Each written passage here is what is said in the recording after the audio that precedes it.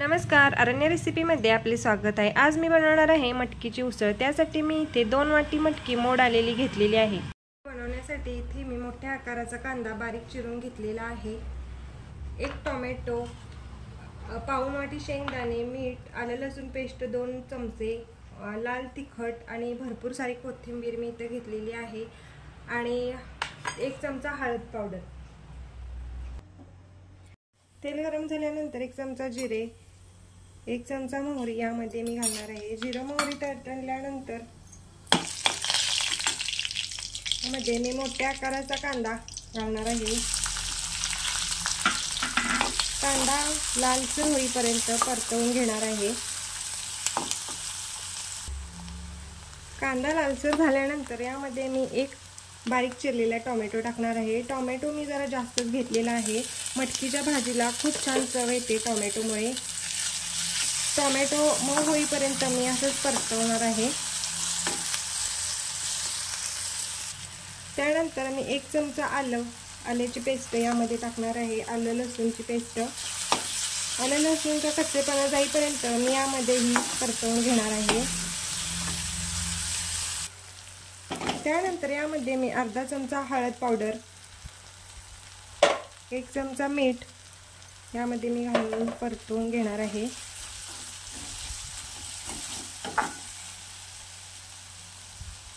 त्यानंतर मोड आलेले मटकी यामध्ये मी घालणार आहे।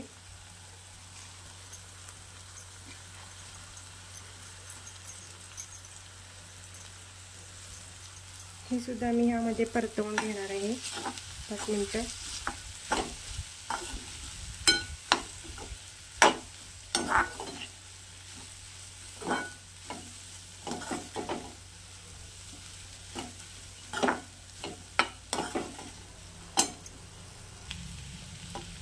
पाच मिनिटं मी अशी हलवून बारीक गॅसवर मी याला 5 मिनिटं असंच झाकण लावून ठेवणार आहे मुरेपर्यंत। इथे 5 मिनिटं झालेली आहेत, बघू शकता तेलामध्ये छान अशी मटकी फ्राय झालेली आहे। बघू शकता मटकीला पाणी सुटलेलं आहे। मटकीचा कच्चेपणा जाईपर्यंत मी हिला परतवून घेतलेली आहे। त्यानंतर यामध्ये मी 2 ते 3 चमचे लाल तिखट घालणार आहे आणि हे परतवून घेणार आहे तेलामध्ये। 5 मिनिटं मटकीला तेलामध्ये असंच परतवून घ्यायचं आहे, त्यामुळे मटकीचा कच्चेपणा कमी होतो।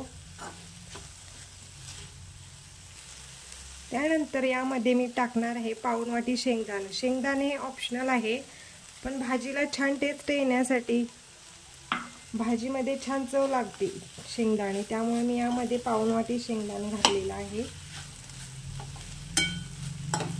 आणि छान असं मी हे परतवून घेतलेलं आहे। त्यानंतर यामध्ये मी भरपूर सारी कोथिंबीर घातलेली आहे।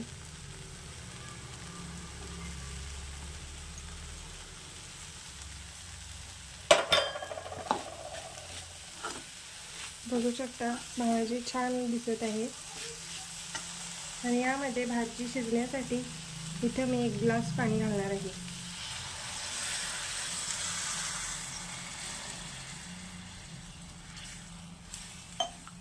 पाच ते 10 मिनिटं झाकून लावून भाजीला शिजवून घेणार आहे बारीक गॅसवर।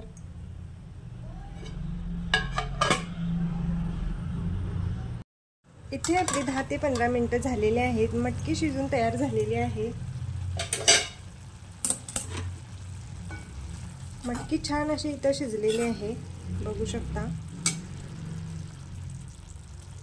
अशा पद्धतीने।